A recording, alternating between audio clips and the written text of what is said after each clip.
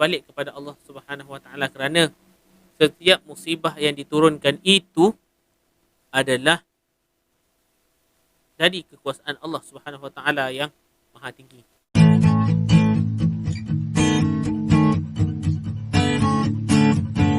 Assalamualaikum warahmatullahi wabarakatuh. Alhamdulillahi rabbil alamin, wassalatu wassalamu ala nabiyil karim wa ala alihi wa ashabihi ajma'in, amma ba'd. Alhamdulillah, syukur kepada Allah Subhanahu Wa Taala, kita dipertemukan lagi dalam Markazul Hikam bersama saya, Faris Muzammil Faizal aka Ustaz. Harap-harap semuanya berada dalam keadaan sihat walafiat, diberikan kesihatan yang baik, dimudahkan dalam segala urusan dan melalui hari dengan penuh ceria, insya-Allah. Jadi pada hari ini saya ingin membicarakan tentang satu topik yang bagi saya sangat penting sebenarnya dalam hidup kita. Bukan sekadar seorang Muslim, tapi bagi seorang manusia. Iaitu COVID-19, turning point hijrah. Ataupun turning point change. Change turning point. Balik. Ya. Kita tengok pada mutakhir ini, tuan-tuan, COVID-19 semakin teruk dan serius. Meskipun dia tak boleh ditentukan dengan bilangan angka, sebenarnya tidak boleh ditentukan dengan bilangan angka. Akan tetapi itu pun sebenarnya boleh juga menjadi ukuran kepada tahap keselamatan penduduk di negara ini. Keadaan kita tentu sekarang tak tentu hala dengan banyaknya masalah ekonomi, masalah pergulingan politiknya. Ini pergulingan politik ni yang paling memberi kesan kepada rakyat sebenarnya. Dan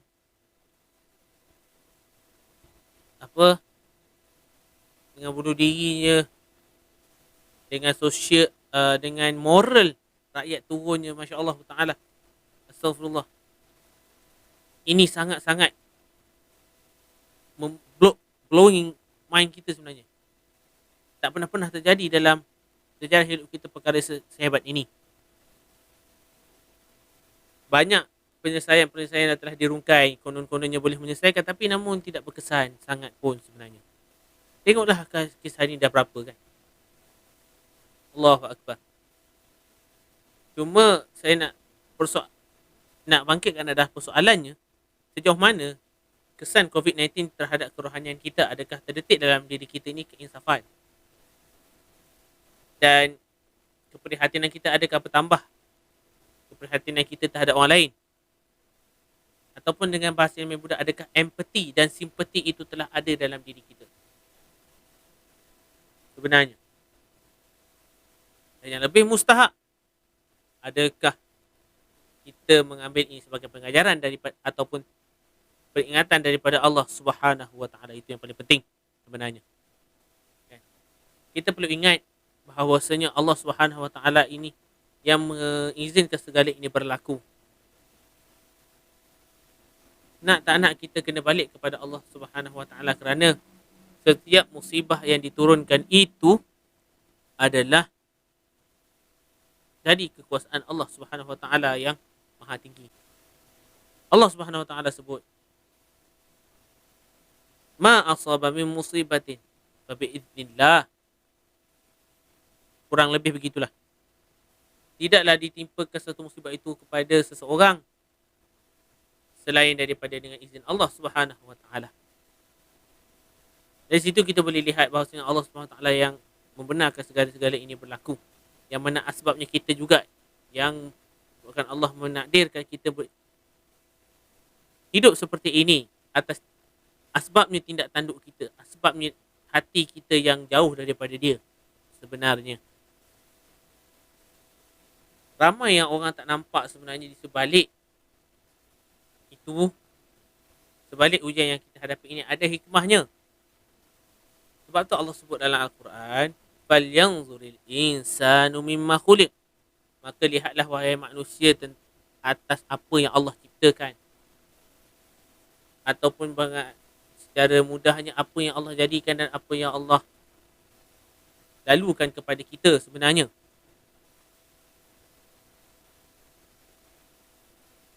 Ramai orang tak nampak sebenarnya setiap perkara itu ada faedah dan ada kebaikannya. Hanya dapat dicerap oleh akal-akal yang sempurna. Samalah juga dengan yang kita bangkitkan sebelum ini. Keadaan rakyat yang sedang susah, ramainya yang bunuh diri, ramainya dah tak ada kerja, ramainya yang sedang dalam kesusahan yang teramat sangat. Tidak semua orang boleh tahu mereka susah. Tak semua orang boleh tahu. Orang yang dekat pejabat, khusus ahli-ahli politik, confirm susah nak tahu. Kerana mereka tidak pernah ada dalam keadaan tersebut. Allah Subhanahu Wa Taala sebut, "Qul hal yastawi alladhina la ya'lamuna wal ladhina la ya'lamun." Qul hal yastawi alladhina ya'lamuna wal ladhina la ya'lamun. Innama yatadhakkaru ulul albab. Katakanlah, adakah sama mereka yang tahu itu dengan mereka yang tidak tahu tentang sesuatu perkara? Sesungguhnya yang dapat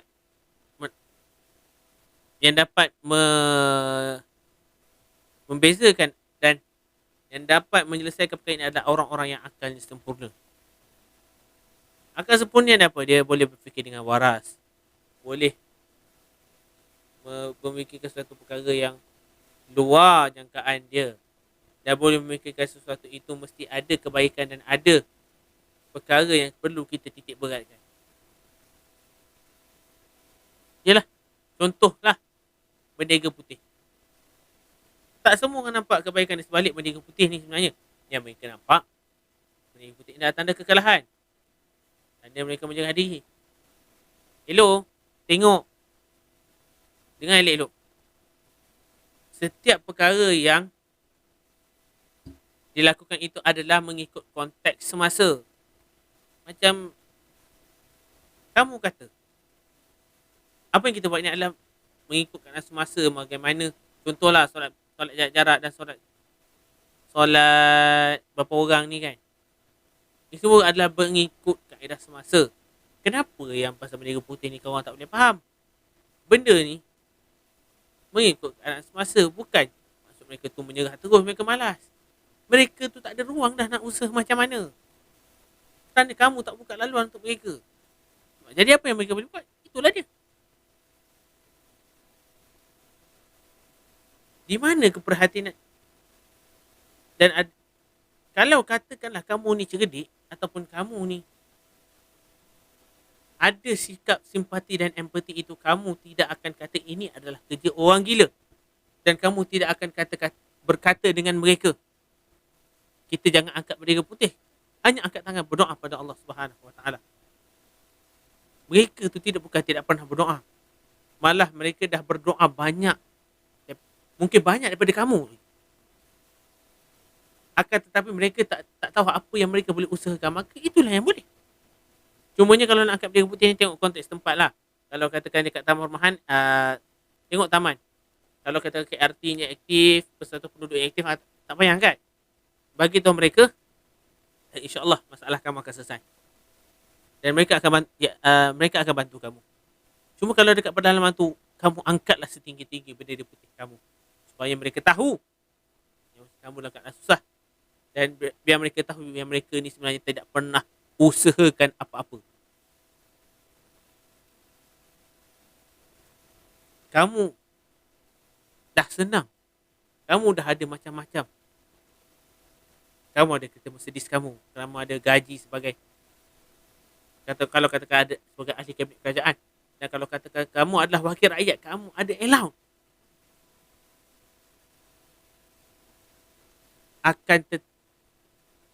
Itu sebab kamu tidak boleh faham keadaan mereka. Sampaikan kamu terasa berat nak bantu mereka. Mana agama kamu? Mana prinsip toleransi yang ada dalam diri kamu? Mana sikap pemurah hatinya kamu? Usahlah kau nak berdalih banyak sangat. Orang dah tahu atas kegagalan kamu. Dan bendera putih itulah sebagai tanda kegagalan kamu mengawasi mereka. Tak ingat lagi, tak tahulah. Jadi, apa-apa pun, kita berdoa supaya mereka sedar apa yang mereka lakukan. Dan kita berdoa juga supaya keadaan kita lihat sekarang ini berubah kepada keadaan lebih positif daripada sekarang. Dan jangan lupa, kita sebagai tulang belakang jiran-jiran kita, sebagai tulang belakang adik-beradik kita, sebagai tulang keluarga kita, bantulah selagi boleh bantu. Dari segi emosi, dari segi psikologi, dari segi kaunseling ke apa ke, tolonglah mereka. Kerana itu juga merupakan salah satu usaha dalam membantu agama Allah. In tansurullah yansurkum wa yuthabbit aqdamakum. Jikalau kamu tolong Allah dengan menolong agama Allah, Allah akan tolong kamu dan meneguhkan langkah-langkah kamu sebagai seorang Islam. Dan akhir-akhir ini juga kita tengok agama Islam kita juga semakin tergugat. Ramai yang boleh main sentimen agama untuk menghina agama kita. Ramai yang membangkitkan sentimen agama untuk syed gaduh. Ramai yang membangkitkan sentimen agama untuk menunjukkan Islam diteruk. Jadi sekarang ni, nak tak nak, kita kena wujudkan suasana itu sendiri. Kita kena wujudkan suasana itu di keliling kita, khususnya di kediaman kita. Kan? Memanglah masjid-masjid ditutup, tak boleh ni sebagainya. Ramai yang marah. Dan saya rasa sepatutnya masjid-masjid ini lebih dibuka luas untuk memberikan rakyat bermunajat supaya negara ini diselamatkan.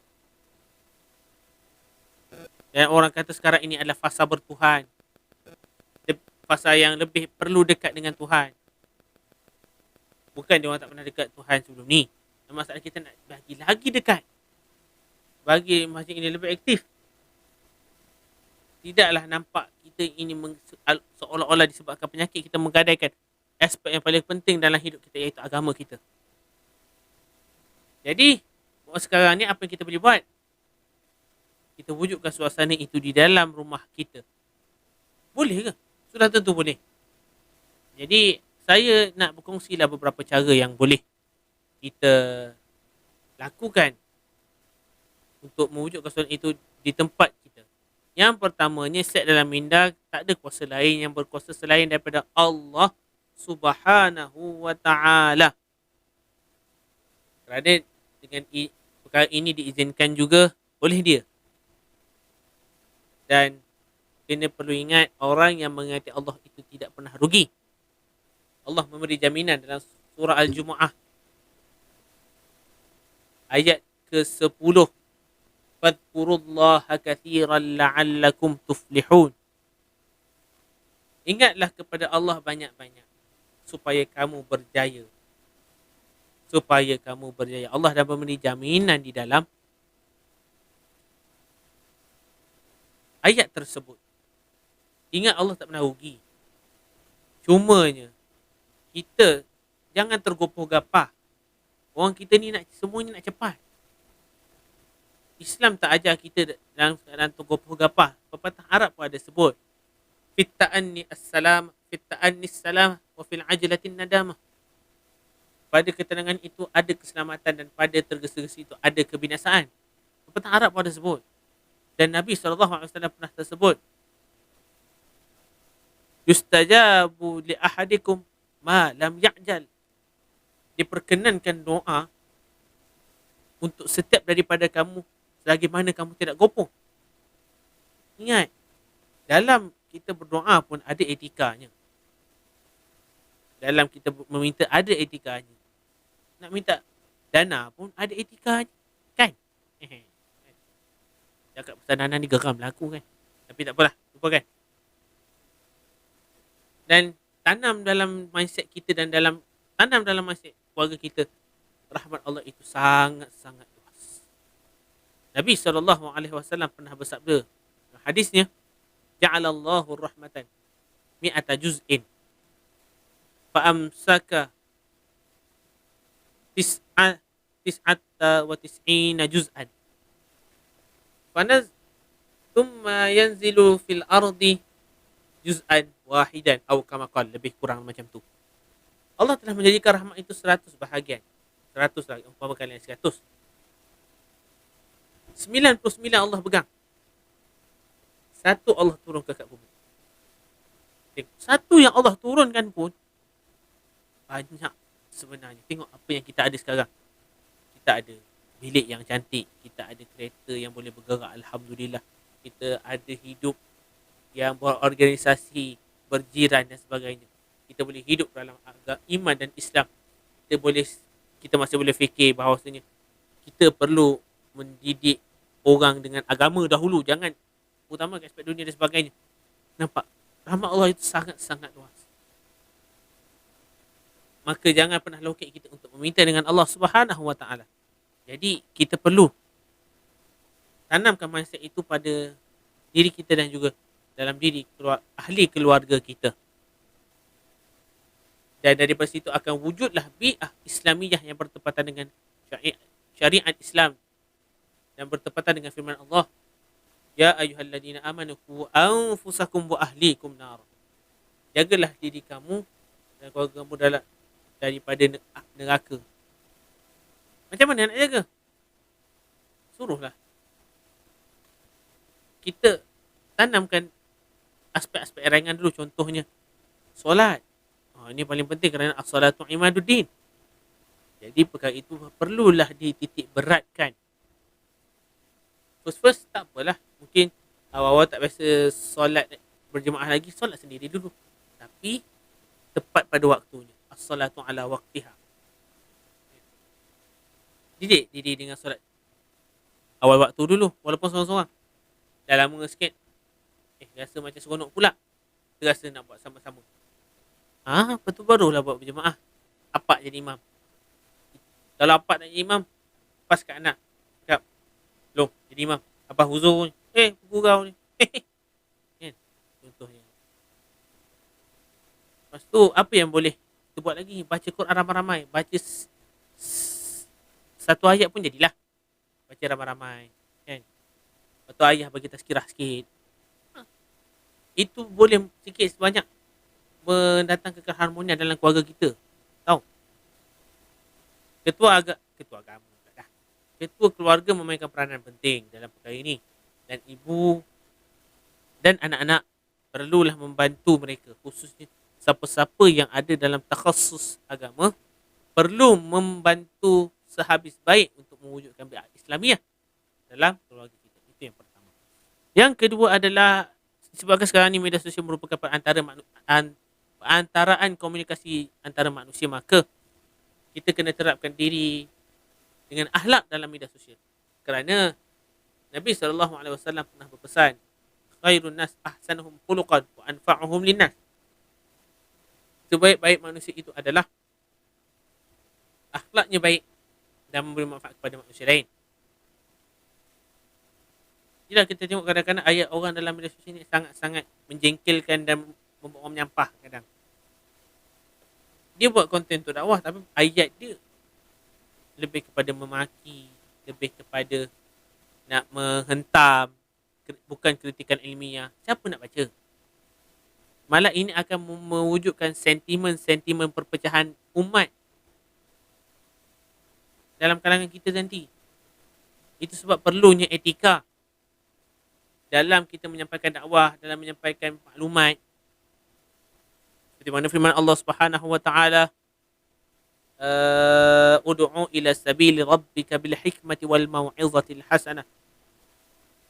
Panggillah mereka ke jalan aku dengan hikmah dan mau'izatil hasanah.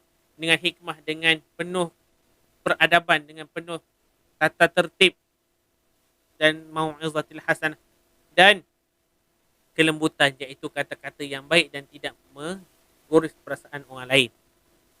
Betul, kadang-kadang kita perlu sentapkan orang tu untuk mendapatkan natijah daripada orang tersebut. Okey, itu saya faham. Tapi terkadangnya janganlah sampai kita menganggap bahawa semua orang kena macam tu. Tak semua kena macam tu. Saya bukan apa, saya takut orang akan memandang enteng ataupun memandang buruk kepada orang-orang yang seperti ini. Takut-takut tak ada orang nak dengar, takut-takut menimbulkan fitnah. Itu sebab saya berpesan, kalau yang mana-mana jenis, yang mana-mana sebagai influencer tu, tolong jaga ayat anda, tolong jaga etika anda semasa anda berkomunikasi dengan rakyat dalam media sosial. Okey, baik. Kemudian, kurangkan menentang, cakap ikut bidang. Fas'alu ahla dzikri in kuntum la ta'lamun. bertanyakanlah kepada ahlu dzikri, ahli dalam satu perkara, in kuntum la ta'lamun. Kalau katakan kamu tak tahu. Orang kita suka sangat bercakap di luar perkataan kita, di luar pengetahuan mereka, sorry. Contohnya tentang teori konspirasi kan. Ramai yang menghentam, ramai yang menghentam dan ramai yang menyokong. Yang menghentam pula kadang-kadang tak ada hujah-hujah ilmiah, hentam dia sebagai bodoh lah, bangang lah, bingai lah, apa semua kan, ngarut lah apa kan. Okay. Yang menyokong pula sibuk pasal benda tu je, terlupa dengan diri dia kan. Jadi pada pandangan saya tentang perkara ini, mereka yang bercakap tentang teori konspirasi ini, mereka adalah ahli pada perkara tersebut dan mereka telah membuat kajian, membuat research dan sebagainya. Tapi kita yang mendengar dan tak tahu apa-apa ni, jangan terlampau obses dan ta'assub dengan benda tu. Kerana kita ni, wa ma khalaqtul jinna wal insa illa liya'budun, kita kena beribadah pada Allah, itu tugas utama kita. Dan tugas utama kita juga adalah menuntut ilmu. Kerana talibul ilmi faridatun ala kulli muslimin wal muslimat. Setengah riwayat kata ala kulli muslim. Belajar itu adalah fardu. Fardu ni apa? Wajib bagi setiap orang Islam. Kita ni dah lah ilmu tak banyak. Hentam kromo aja kalau kita bercakap tu. Cakaplah atas kita tahu sudahlah. Jangan cakap lebih-lebih. Ini menggunakan fitnah ke orang. Dan ini juga boleh mendatangkan sentimen perpecahan dalam kalangan masyarakat. Takkan itu pun tak faham. Mereka yang cakap pasal teori konspirasi, dia orang ahli dan dia orang tahu apa nak buat. Kalau katakan dia orang tahu perkara ini berlaku, masalahnya kita yang dengar ni kadang-kadang kita tak tahu apa nak buat lepas tu. Jadi kena ingat, jangan sesekali kita cakap di luar pengetahuan kita. Apa yang kita tahu itu saja kita sampaikan. Ataupun senang cerita nak dengar boleh, tapi jangan terlampau taksub, fokus pada yang kita dah belajar. Belajarlah bagaimana, sebab tu ada pepatah sebut, tuntutlah ilmu sehingga negeri China.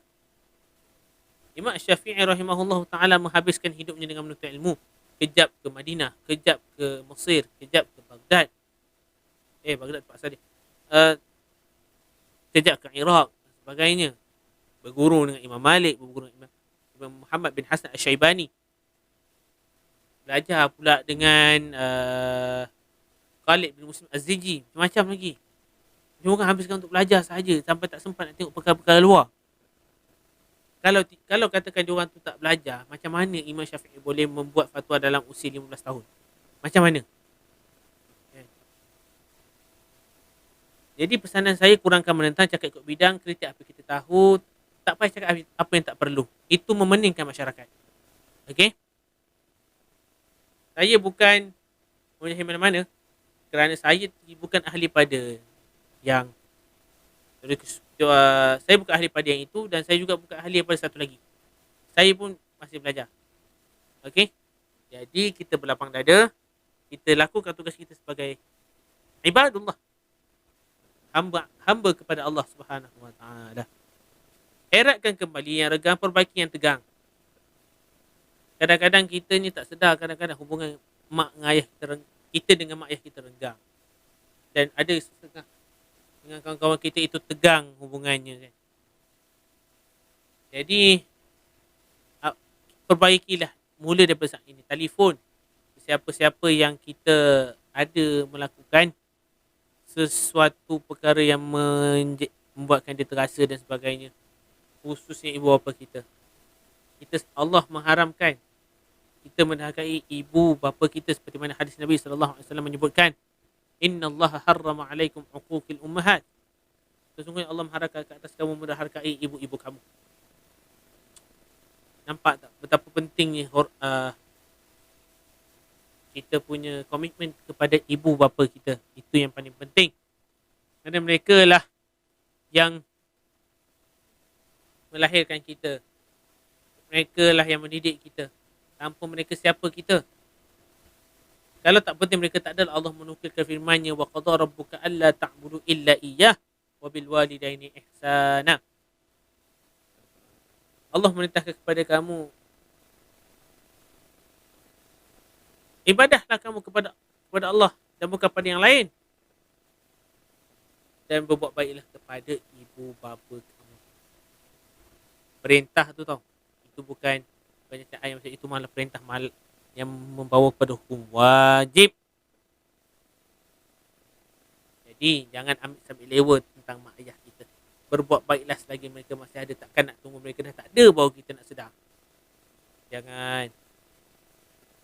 Itu adalah satu mimpi buruk kalau katakan dah tak ada baru nak menyesal. Ini pesanan buat diri saya dan rakan-rakan, sebab kita dah lama kat rumah. Kita pun boleh ukur macam mana hubungan kita dengan mak ayah kita. Jadi cukuplah sekadar itu sahaja. Akhirnya saya berharapkan agar kita kembali kepada Allah Subhanahu Wa Taala, kembali mengamalkan syariatnya, kembali dengan suasana yang berpandukan panduan olehnya, dan jagalah diri. Ingat, manusia itu adalah sumber manusia, yang diciptakan semula jadi. Alangkah baiknya kalau katakan kita bina imunisasi kita dengan unsur-unsur semula jadi, kemudian ditambah pula dengan unsur-unsur chemical. InsyaAllah kita akan menjadi lebih selamat, insyaAllah ta'ala. Jangan terlampau taksub dengan chemical, dan jangan sedangkan kita ada unsur-unsur semula jadi. Unsur-unsur semula jadi ini kebanyakannya memang kena dengan diri manusia. Kebanyakannya even though kena buat uji kajian ataupun testimoni pun, berkemungkinan tidak walaupun semuanya tidaklah selama chemical kena buat testimoni. Okey. Jadi itulah resam kita bina imuniti kita dengan makanan-makanan yang semula jadi, khusus makanan sunnah. Baru tambah dengan imunisasi buatan, barulah kita dapat, insya-Allah taala. Allah tidak akan mensia-siakan ibadah para hamba, dan Allah tidak akan sia-siakan ikhtiar para hamba-Nya selagi mana berada di landasan yang betul, selagi mana tidak melanggar perintah Allah dan tidak melanggar larangannya. Jadi sekali itu saja aku qauli hadza, astaghfirullahal azim li wa lakum. Assalamualaikum warahmatullahi wabarakatuh.